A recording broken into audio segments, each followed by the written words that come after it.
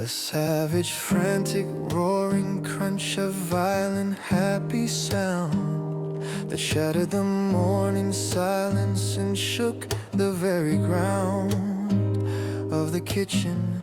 It was the sound of beans being murdered for their worth. A glorious grinding, mechanical scream that gave the day its birth. And its caffeine, it was not a gentle sound, it was a battle cry, a declaration that the night was over, that the sun was in the sky. And it was time to face it, armed with a cup of dark black fuel. The grinder was the weapon, and its sound was the cruel and necessary prelude to the peace that would soon come in a mug.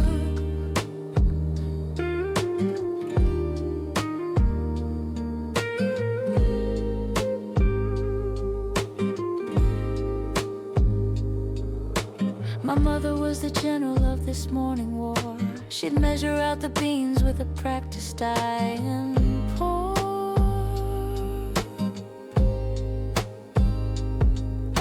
them into the grinder's belly. Then she'd press the button down, and the roar would fill the house, a most magnificent frown upon the face of sleep. It was the sound of her taking charge of the day. It was a sound that was both terrifying and large and comforting. It meant she was up, it meant the world would now begin to spin. It was the sound of her personal vow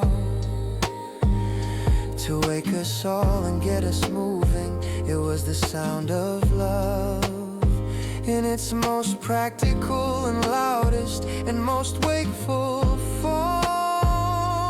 Oh, the coffee grinder's morning roar was an alarm clock for the soul, a brutal, beautiful, and necessary, most thunderous roll call for the day. It was the sound of potential things to be done. It was the sound of the starting gun of a race to be run. It was the sound of the beans giving up their very life to give us ours. It was the sound of ending a night of strife with dreams. It was a sound that promised a reward was near, a rich, dark, steaming reward for everyone to hear. The roaring come running, it was the sound of the kitchen's heart beating a loud, wild, caffeinated beat right from the start. Now I have a silent grinder, a burr mill that whirs with a genteel hum.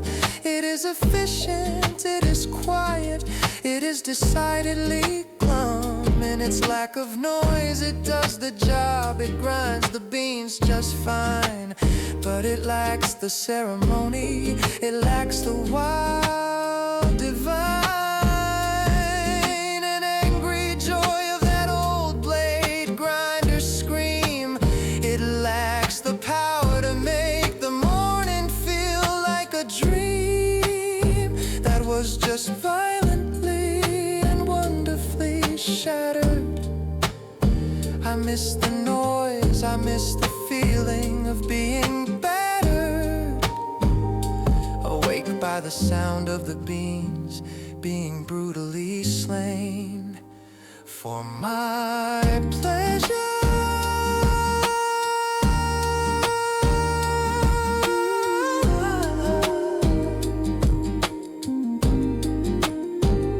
So sometimes on a Saturday, I'll take the old one down from the top shelf where it's been waiting in the corner of the town that is my kitchen, and I'll let it roar, I'll let it scream and shout, and I'll feel my mother in the room without a single doubt, waking up the house and starting the day with a bang.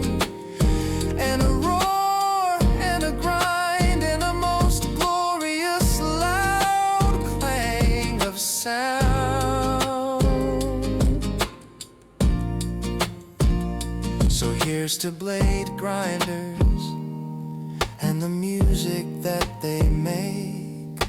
A savage morning roaring for heaven's sake. A violent happy crunch, the most necessary punch. For every morning you started, for every cup you paved the way. Thank you, coffee grinder, for your glorious loud, wakeful bray.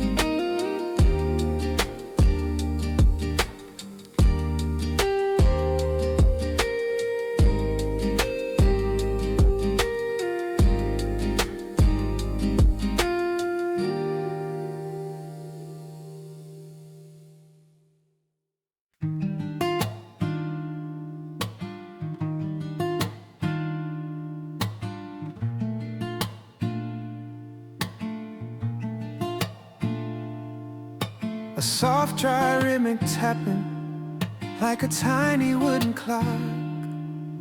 A gentle catered cleaning on the edge of the ceramic block that held the ashes. Tap, tap, tap.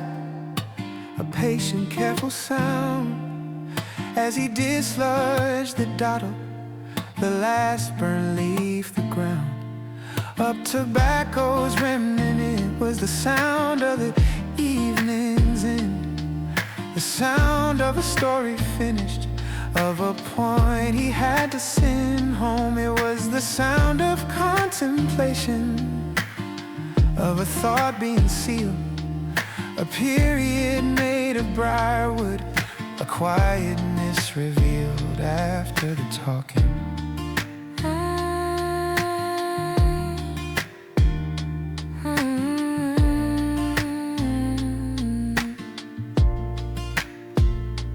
We'd sit on the porch and listen to the crickets and the tap, a syncopated rhythm for the night, a friendly, familiar cap to the day. The sweet, smoky scent would mix with the honeysuckle air, and that tapping was the sound of him just being there, not saying anything, just being. The tap was his quiet heartbeat, measured and slow and steady, a rhythm so complete and comforting. It was the sound of a job well done, a day well spent. It was the sound of things being put away in their proper place, including his own thoughts. tap, tap, tap. Then the silence deeper for the absence of the rap.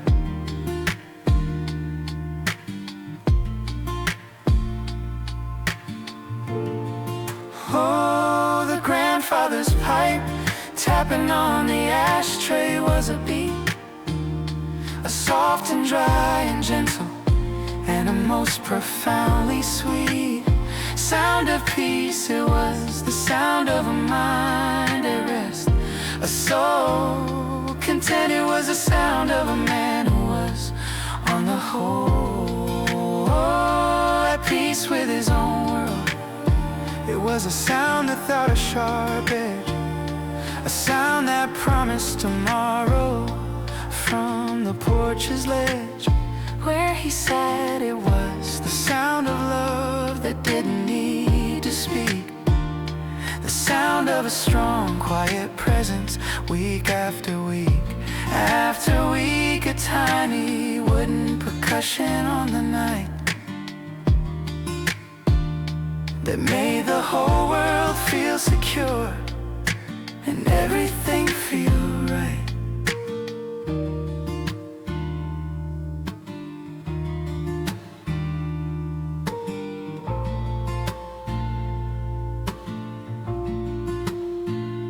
The ashtray sits on my shelf now, a relic clean and bare. I never knew the man, but I've heard the stories, and I care for the object. And sometimes on a quiet night I'll take it down, and I'll hold it in my hand in my own little town. And I'll imagine the sound, tap, tap. I'll imagine the glow of the pipes bowl in the dark. I'll imagine the slow and easy rhythm of a life that I can never know, except through this one simple and most melodic, gentle sound.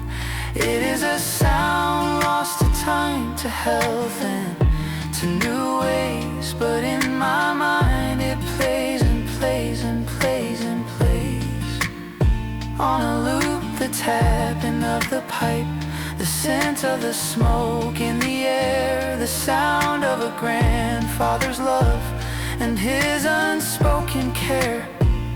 So here's to briar pipes and the music that they make, a soft and gentle tapping for memory's sake. A knock on ceramic, a rhythm so specific. For every evening you concluded, for every thought you said, thank you, pipe tap, for the peace that I can never forget.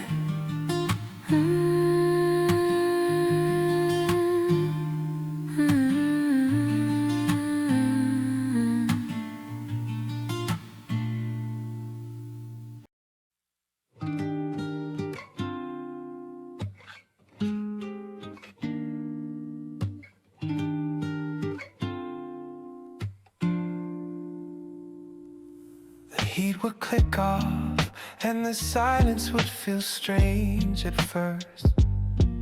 Then the radiators would begin to speak to quench their thirst. The sound a tiny ping from deep within the iron veins of the house, then another, then a chorus of small complaints. As the metal contracted, as it cooled back from its glow, a random metallic plink in a slow and gentle show, a physics ping-ting pop, a sound of settling down, a sound of the heat retreating from the rooms of the town. House, it was the sound of the end of a shift, of a job well done, a sound of the great iron beast resting after warming everyone. I'd lie in bed and listen to it, a Morse code from the heat, a language of contraction, of admitting its defeat.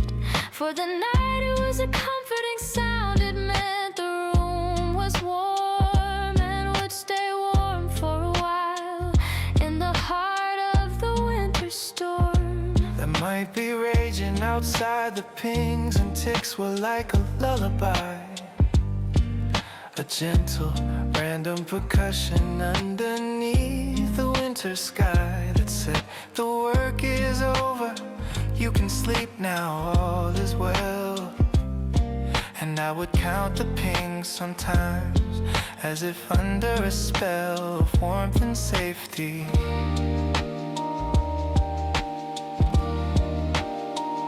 Oh, the radiators pinging as it cool was a winter song, a metallic, gentle, random, and the most restful gone of the night. It was the sound of the house itself, talking in its sleep, making tiny iron comments that it would not keep. For the day it was the sound of the heat's gentle retreat, a sound that made the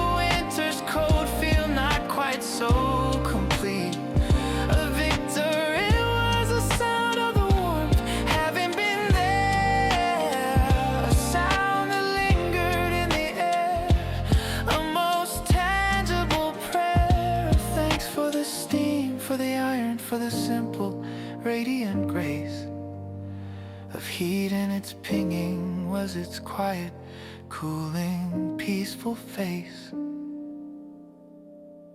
Now with forced hot air, the heat just stops, there is no sound. The silence is immediate and profound. There is no pinging epilogue, no gentle cool down phase, just an absence of the roar and a slow creeping haze of cold. Eventually I miss the conversation of the radiators. I miss their iron language spoken to all the debaters of the night. I miss the random tink that said the house was alive and was breathing and was cooling and would again survive the cold and heat again. It was the Sound of patience, of things taking their time to warm up and to cool down. It was a most sublime and simple rhythm, a rhythm of metal and of steam, a rhythm that is now just a memory, a dream. in my mind, a pink gust and hip-hop, a sound of the past, a sound that was built to last and to last. So here's to iron radiators and the music that they make, a pinging, cooling, gentle sound for memory's sake. A tick within the wall, a comforting slow fall for every winter night you warmed, for every ping you spoke. Thank you, radiator, for the memories you evoke.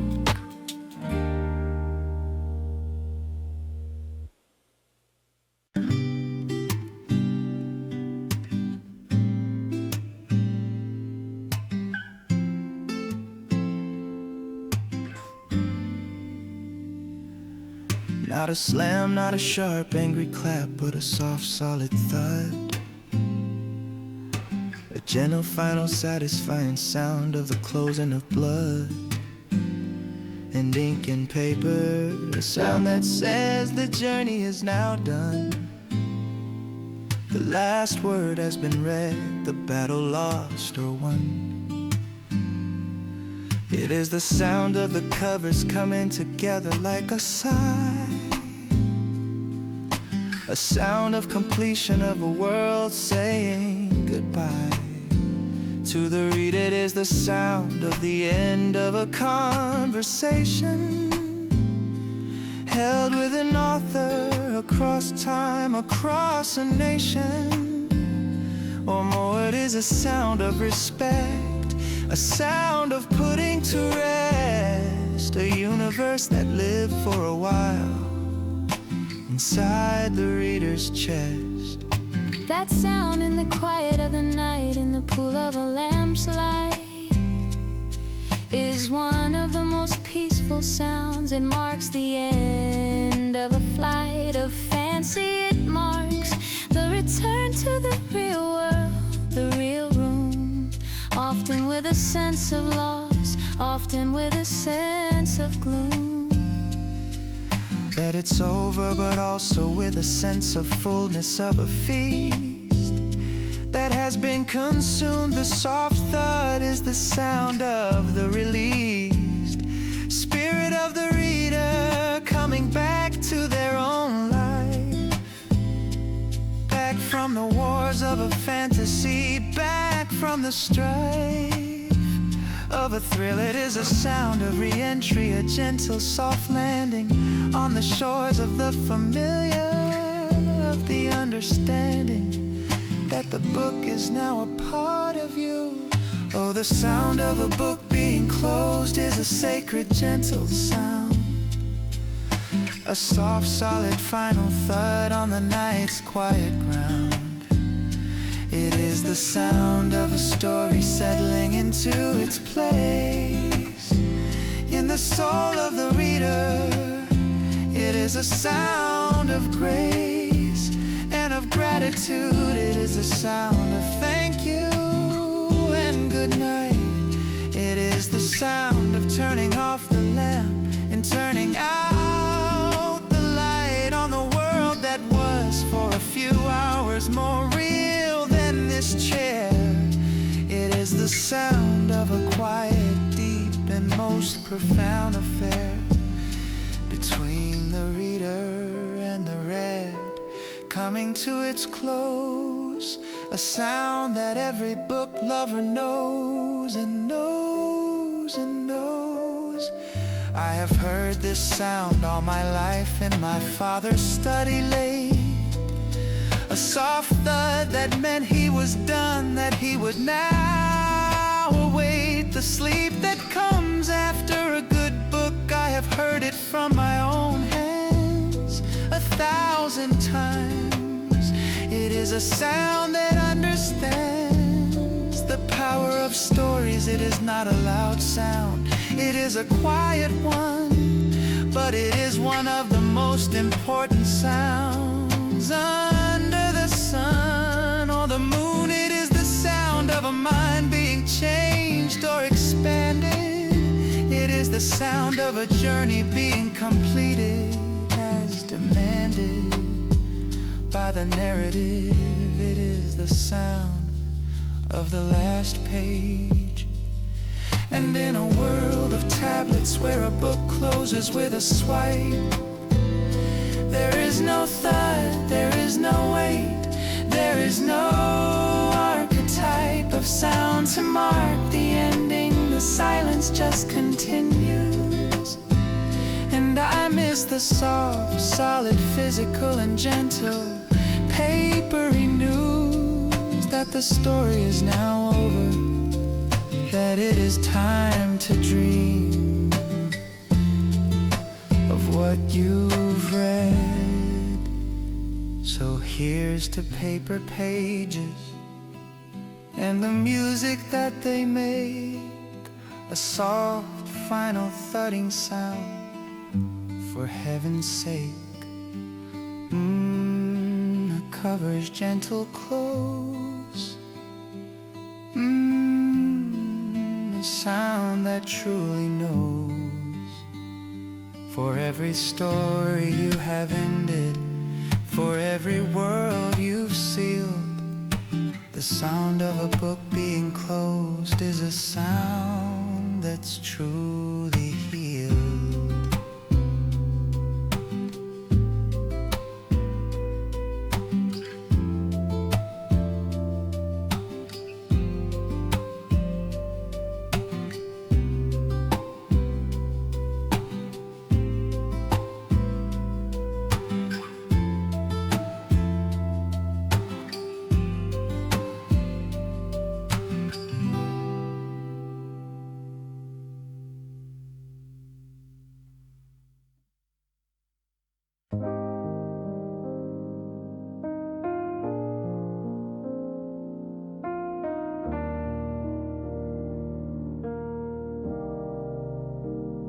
It wasn't for the heat, not like an air conditioner's blast. It was for moving air, for making the still heavy past of a summer night move on, a low and powerful hum that started in the ceiling, a deep and mighty drum that shook the whole house gently. Then the pull, the mighty draw of air from every window, a relentless thirsty maw that sucked the curtain straight inward, that pulled the very breath from your lungs if you stood too close, a force that laughed at death by stagnation. It was the sound of the house itself, breathing deep, a mechanical slumbering giant, stirring in its sleep. That thrumming pull was the sound of hope on a night too hot for sheets. The sound of my father's belief in simple mechanical feats of engineering. He'd flip the switch and we'd wait for the groan, and then the building thrum, a sound we felt deep in the bone. And then the wind would start to move, a ghost through every room, carrying the scent of cut grass, of distant approaching rain's perfume. It was the sound of the outdoors being pulled right through the screens, the sound of a million cricket songs and 1,000 distant dreams being pulled into our house and mixed with our own air, a great communal nightly and most atmospheric prayer. Oh, the attic fan's thrumming pull was the sound of the night alive, a deep and resonant vibration that helped the house survive the suffocating stillness of the deep and humid dark. It was a brute and simple force, a most magnificent spark of moving life. It was the sound of the sky being brought inside, a roaring, gentle, powerful, and most welcome tide of coolness and of change. It was the sound of the great wide world being funneled through our hallways in a mighty swirl that dried the sweat upon your brow and made the shadows dance. It was the sound of giving the hot night a second chance. Now we have central air that seals us in a silent, cool tomb. There is no pull of curtains, no scent of night blooming perfume of jasmine. There is no thrum, no deep and mighty draw, just a sterile, quiet chill behind a sealed and shut up door. I miss the wildness of it, I miss the feeling of the night being invited. I miss the sheer and uncontained might of that fan. I miss the sound that was both monster and a friend, roaring in the ceiling that would never, ever end until the morning when he'd switch it off and the silence would feel strange and heavy once again.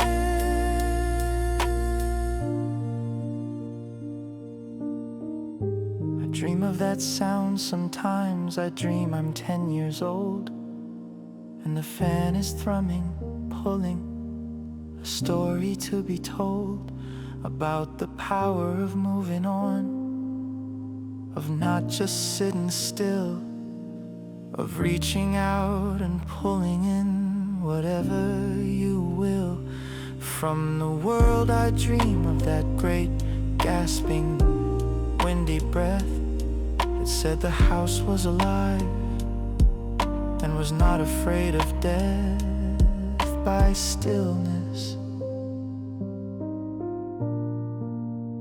So here's to giant fans and the music that they make, a thrumming, mighty pulling for heaven's sake. A groan within the eaves of the memories it weaves. For every hot night you cooled, for every breeze you drew, the attic fan's great thrumming pull, I offer thanks to you.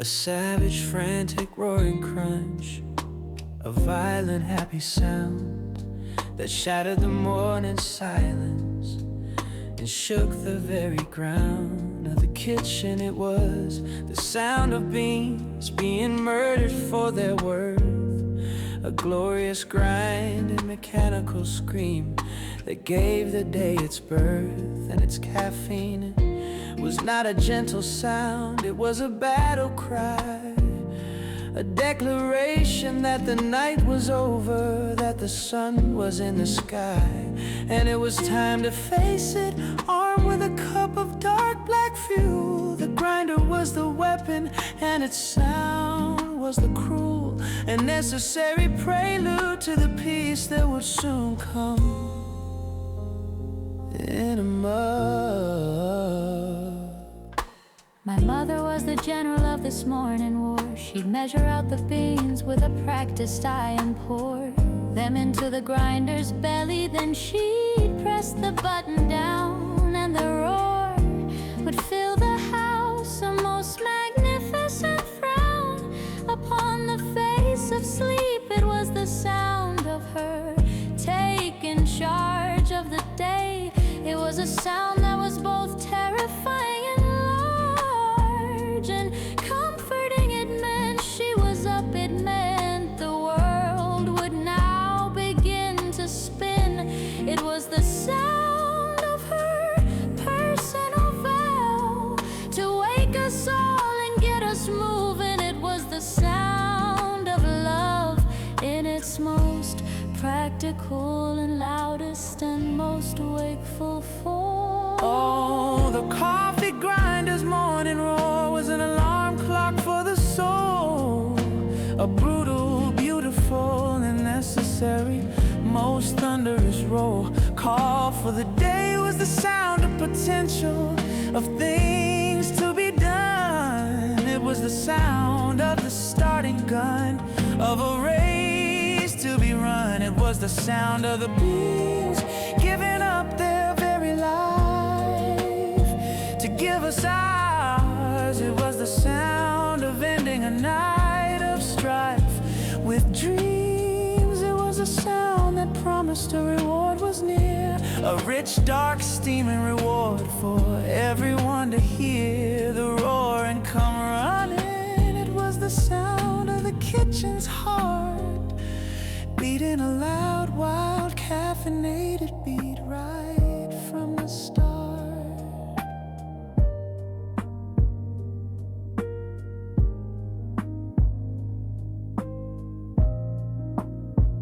Now I have a silent grinder, a burr mill that whirs with a genteel hum. It is efficient, it is quiet, it is decidedly glum. In its lack of noise, it does the job, it grinds the beans just fine. But it lacks the ceremony, it lacks the wild, divine, and angry joy of that old blade grinder's scream. It lacks the power to make the morning feel like a dream that was just violently and wonderfully shattered. I miss the noise, I miss the feeling of being battered, awake by the sound of the beans being brutally slain for my pleasure.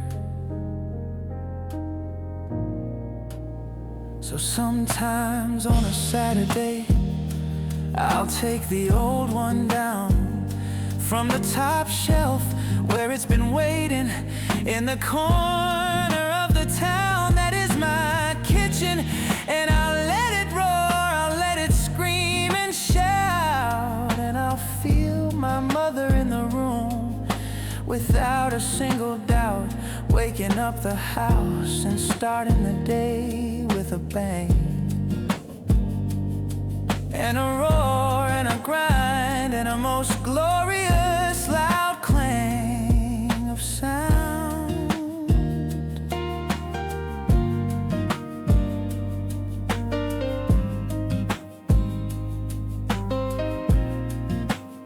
So here's to blade grinders and in the music that they make. A savage morning roaring, for heaven's sake.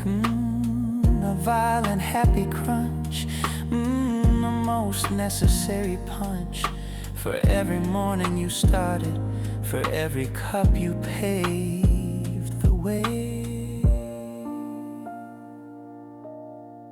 Thank you, coffee grinder, for your glorious loud, wakeful brave.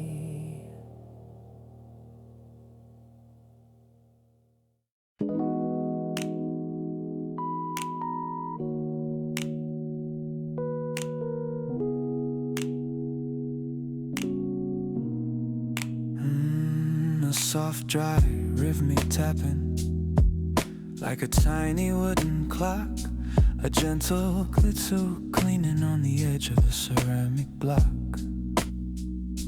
that held the ashes. A patient, careful sound as he dislodged the dottle, the last burnt leaf to ground.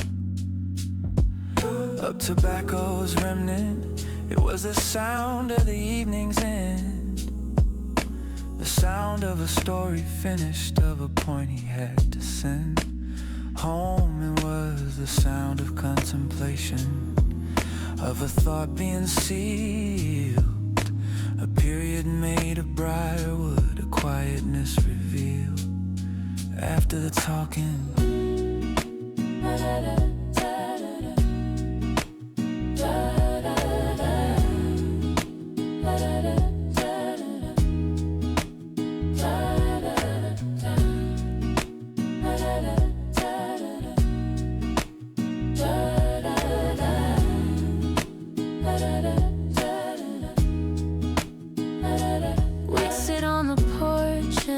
Listen to the crickets and the tap, a syncopated rhythm for the night, a friendly, familiar cap. To the day the sweet smoky scent would mix with the honeysuckle air, and that tapping was the sound of him just being there. Not saying anything, just being the tap was his quiet heartbeat. Measured and slow and steady, a rhythm so complete and comforting. It was the sound of a job well done, a day well spent. It was the sound of things being put away in their proper place, including his own thoughts. Tap, tap, tap. Then the silence, deeper for the absence of the rep.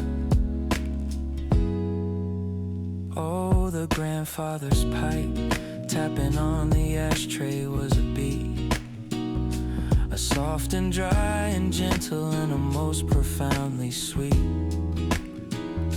sound of peace. It was the sound of a mind at rest, a soul content. It was the sound of a man who was on the whole at peace with his own world. It was a sound without a sharp edge, a sound that promised tomorrow from the porch's ledge where he sat. It was the sound of love that didn't need to speak, the sound of a strong, quiet presence, week after week after week.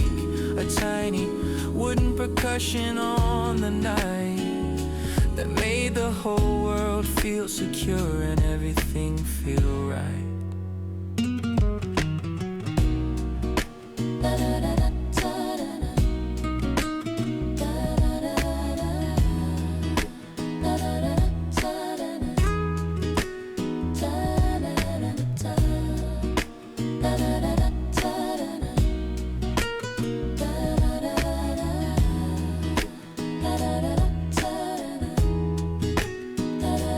Ashtray sits on my shelf now, a relic clean and bare. I never knew the man, but I've heard the stories and I care for the object, and sometimes Sometimes on a quiet night I'll take it down, and I'll hold it in my hand in my own little town. And I'll imagine the sound, I'll imagine the glow of the pipe's bowl in the dark. I'll imagine the slow and easy rhythm of a life that I can never know, except through this one simple and most melodic, gentle sound. It is a sound lost to time, to health, and to new ways. But in my mind it plays and plays and plays and plays on a loop, the tapping of the pipe, the scent of the smoke in the air, the sound of a grandfather's love and his unspoken care. So here's to briar pipes and the music that they make, a soft and gentle tapping for memory's sake. A knock on ceramic, a rhythm so specific. For every evening you concluded, for every thought you said, thank you, pipe tap, for the peace that I can never forget. Da da da da da da.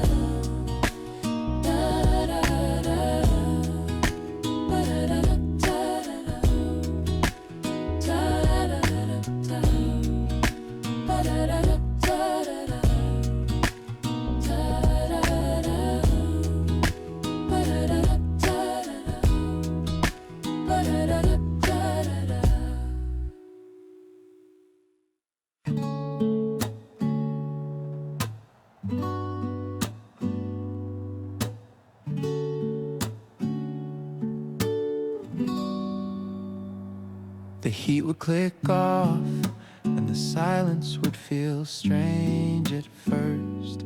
Then the radiators would begin to speak to quench their thirst for sound, a tiny ping from deep within the iron veins of the house. Then another, then a chorus of small complaints.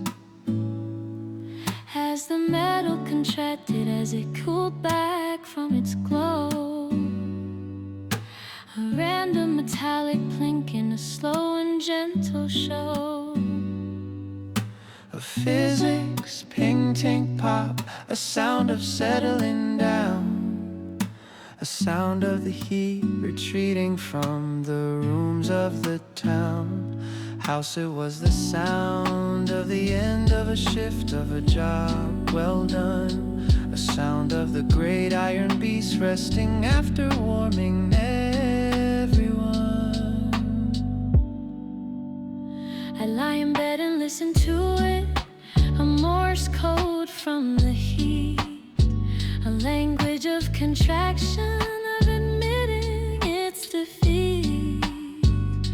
For the night it was a comforting sound. It meant the room was warm and would stay warm for a while in the heart of the winter storm that might be raging outside. The pings and ticks were like a lullaby, a gentle random percussion underneath the winter sky that said, the work is over, you can sleep now, all is well.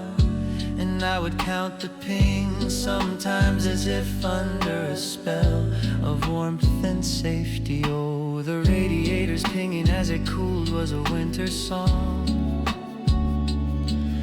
a metallic, gentle, random, and a most restful gong of the night. It was the sound of the house itself, talking in its sleep, making tiny iron comments that it would not keep. For the day it was the sound of the heat's gentle retreat, a sound that made the winter's cold feel not quite so complete. A victory, it was a sound of the warmth having been there, a sound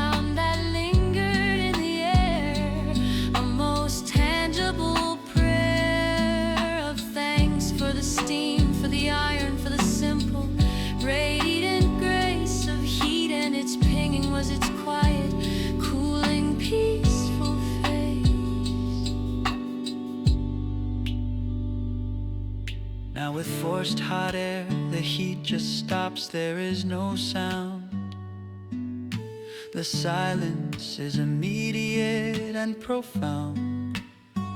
There is no pinging epilogue, no gentle cool down phase, just an absence of the roar and a slow creeping haze of cold. Eventually I missed the conversation of the radiators.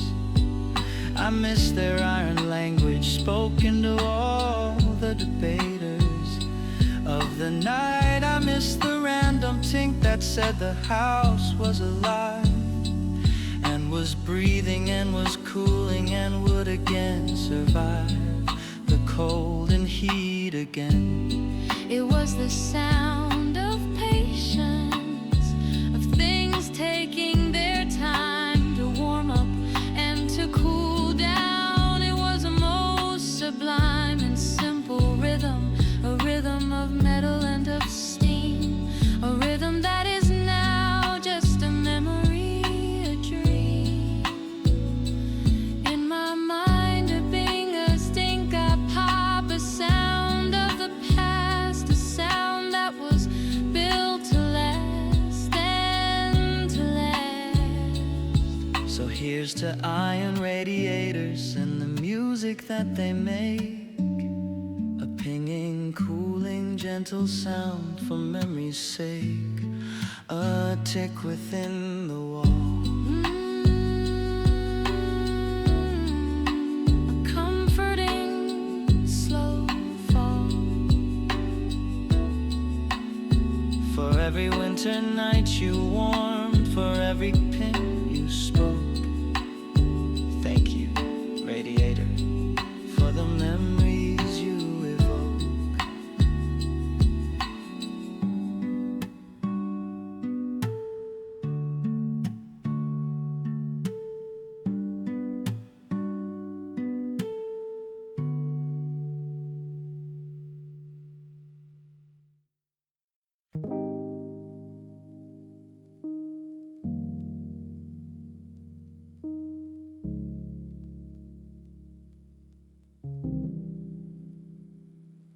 Not a slam, not a sharp, angry clap, but a soft, solid thud. A gentle, final, satisfying sound of the closing of blood. An ink and paper, a sound that says the journey is now done. The last word has been read, the battle lost or won. It is the sound of the covers coming together like a sigh, a sound of completion of a world saying goodbye. To the reader it is the sound of the end of a conversation, held with an author across time, across a nation. Or more, it is a sound of respect, a sound of putting to rest, a universe that lived for a while inside the reader's chest.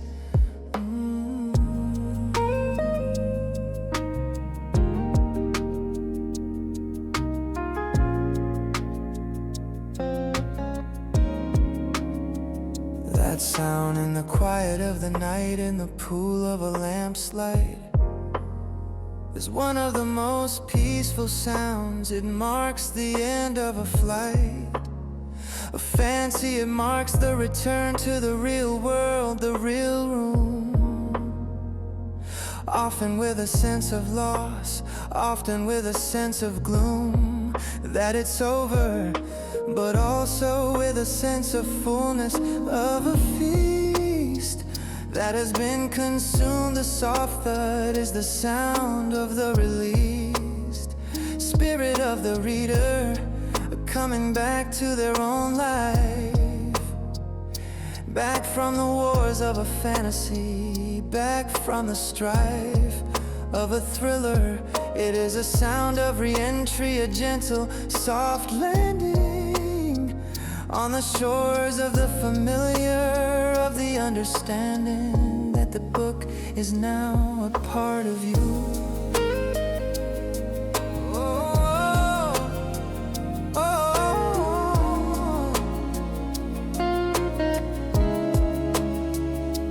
Sound of a book being closed is a sacred, gentle sound, a soft, solid final thud on the night's quiet ground.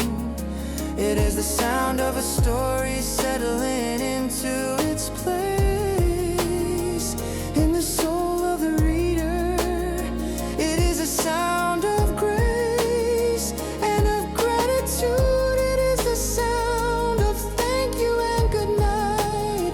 It is the sound of turning off the lamp and turning out the light on the world that was for a few hours more real than this chair. It is the sound of a quiet, deep, and most profound affair between the reader and the read, coming to its close. A sound that every book lover knows and knows and knows. I have heard this sound all my life in my father's study late. Soft thud that meant he was done, that he would now await the sleep that comes after a good book. I have heard it from my own hands 1,000 times. It is a sound that understands the power of stories. It is not a loud sound, it is a quiet one, but it is one of the most important sounds under the sun or the moon. It is the sound of a mind being changed or expanded. It is the sound of a journey being completed as demanded by the narrative. It is the sound of the last page.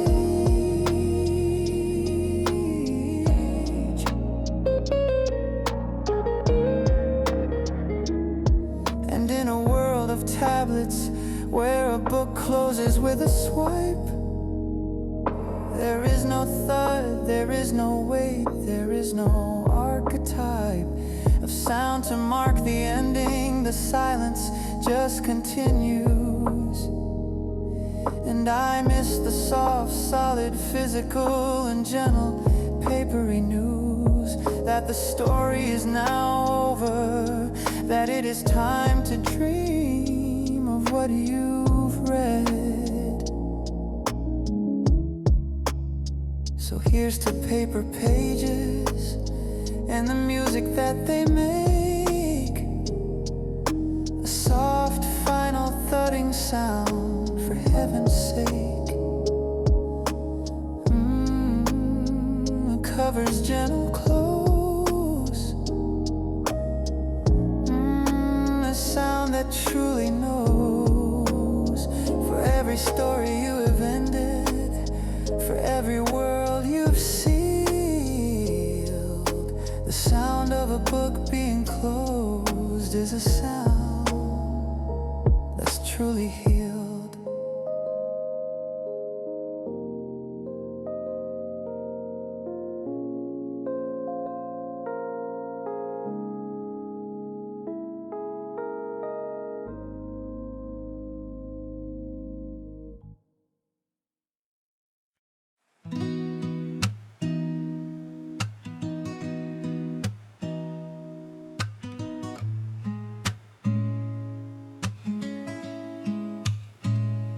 It wasn't for the heat, not like an air conditioner's blast. It was for moving air, for making the still, heavy past of a summer night move on. A low and powerful hum that started in the ceiling, a deep and mighty drum that shook the whole house gently. Then the pull, the mighty draw of air from every window, a relentless thirsty maw that sucked the curtain straight inward, that pulled the very breath from your lungs if you stood too close, a force that laughed at death. By stagnation, it was the sound of the house itself, breathing deep, a mechanical slumbering giant, stirring in its sleep.